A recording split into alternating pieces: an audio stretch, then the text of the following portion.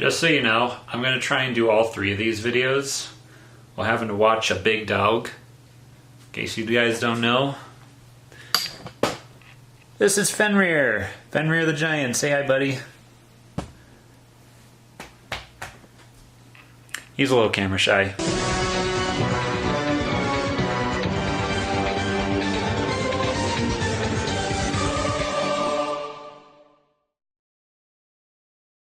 Hey folks, welcome back to Team Forbidd's YouTube page again. Andrew the Collect here with yet another series of top 5 meta, rogue, and budget. So in case you guys, don't know, we like to do a series of top 5 videos every time something drastic changes in the format, whether it be a ban list, whether it be a set that comes out, a new ruling, or whatever. So this time we're going to kind of do a double whammy here because we just had a ban list this last weekend. Plus, next weekend is going to be the release of Doom of Dimensions. So just keep that in mind that going forward, the big dog problems. Sorry, buddy. I'm going to hang on to this. So just kind of keep that in mind going forward as you see these, you see the other videos coming out. That these lists are going to be including the ban list and Doom of Dimensions. So without further ado, let's just go ahead and jump into the first list, which is going to be the top 5 meta decks of the new format. Alright, so we're going to start in with number 5. And number 5, I decided to go with Lunalights. Mainly for the fact that Lunalight got second place at Worlds. That is a big feat to do, especially for a rogue deck like Lunalights. But the more you think about it, the more it makes sense because it has a boss monster that can attack twice, is unaffected by everything, and has incredibly high attack stats. And it's really easy to get out, so it only makes sense as to why it got as far as it did. And it has the potential to be one of the better decks of the format. And on top of that, it didn't get hit on the list at all. No hits whatsoever. And on top of that, it's getting Tri-Brigade support. Well, maybe not so much support for the archetype itself, but it has the potential of utilizing some of the new Tri-Brigade support that's coming out in Doom of Dimensions. So with that is the reason why I decided to give it the number 5 spot. And for number 4, again, How the Mighty Have Fallen, I decided to put Malice here. Malice got absolutely butchered, not only on this list, but including the list prior. And somehow this deck is still able to make consistent plays. Not only within its own support, but for the cyber support in general.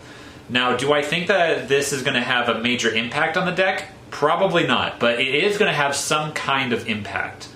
And what those impacts are going to be, we'll have to see as the format shapes up.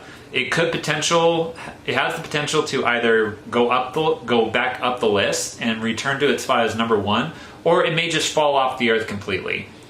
Hopefully it's the latter. I'm hoping for that because I despise the deck more than anything. It's absolutely tearing up in Master Duel, even with Ryziel in the format. I've been playing on Master Duel in my spare time these last few days, and I've been facing nothing but Malice. It's really starting to get old. So I'm hoping for that, but we'll just have to see. And for number 3, I decided to put Ryziel here. It's kind of in the same spot as Malice to where it got hit pretty hard on the ban list, but not as hard. But it also got a boost because the Zodiac Trident came back to 1, which is absolutely crazy the more you think about it because it's a rank 4. It has the potential to combine these two archetypes into one and create something that is going to be, pretty daunting if left unchecked.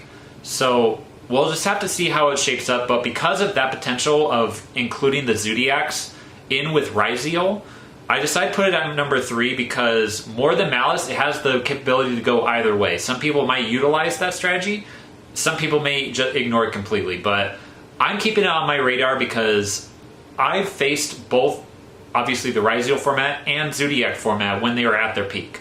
And combining these two strategies kind of gives me a little bit of a chill, so we'll just have to see where things go. And at number 2, this has the potential to go either way, but you could switch 1 or 2 up depending on your way of thinking. But for number 2, I decided to go with Yummy. Now with Yummy, it's getting 2 single supports. Mainly the one that you need to keep in mind is the Marshmallow Yummy. That's what's making it such a menace in the OCG, and what I believe is going to keep it around in the format solely after, you know, Herald of Arclight and Obedient School got limited, you know, which I don't think is necessarily that big of a deal, but the fact that it's getting such a good card and such a well-needed support of what the deck is missing is the reason why I believe it's going to be one of the best decks of the format. Now, once we get into number one, I'll explain the reasons, but the reason why I have it at number two is because I've been playtesting Yummy, both in real life and online, and ever since it was going up against the number one spot that I chose, I've always fallen flattened on my face in terms of also the results of it. So without that, let's just go ahead and jump into number one. If you guys don't know, it's going to be Draco Tail. So Draco Tail for the number one spot, mainly because it did not get a single hit on the ban list. And on top of that, it's getting pretty broken support in Doom of Dimensions. So because of those reasons, it's absolutely got the number one spot in my opinion. Now, going back to what I was saying with Yummy and Draco Tail as clashing to be the top spot, Draco Tail has more results under its belt in the last format than Yummy does. Sure, when Justice Hunters first came out, Yummy was going all over the place. But as the format kind of leveled out in the coming weeks, Draco Tail may not have had the numbers, but it was having the results. It was getting win after win after win, top after top after top, and everything that I've been seeing online has been Draco Tail supported, or focused and central, I should say. So basically for those reasons is why I think Draco Tail is going to be the best deck in the coming format, and what I believe is going to be, you know, the reigning deck in the coming format. So keep that in mind. Definitely cite your dimensional barriers. Definitely cite your dimension shifters if you have them. Your contact Cs, your other C card. I can't think of the name. The one that you special summon it whenever they activate a spell card that special summons a card. You know the card that I'm talking about. But yeah, definitely make your side revolve around combating against that deck, because I guarantee you're going to be facing it a lot. But yeah, without further ado, that is it for the first top 5 meta decks of the coming format. Stay tuned for the other two, which is going to be Rogue and my favorite budget. But until then, we'll catch you guys in the next one.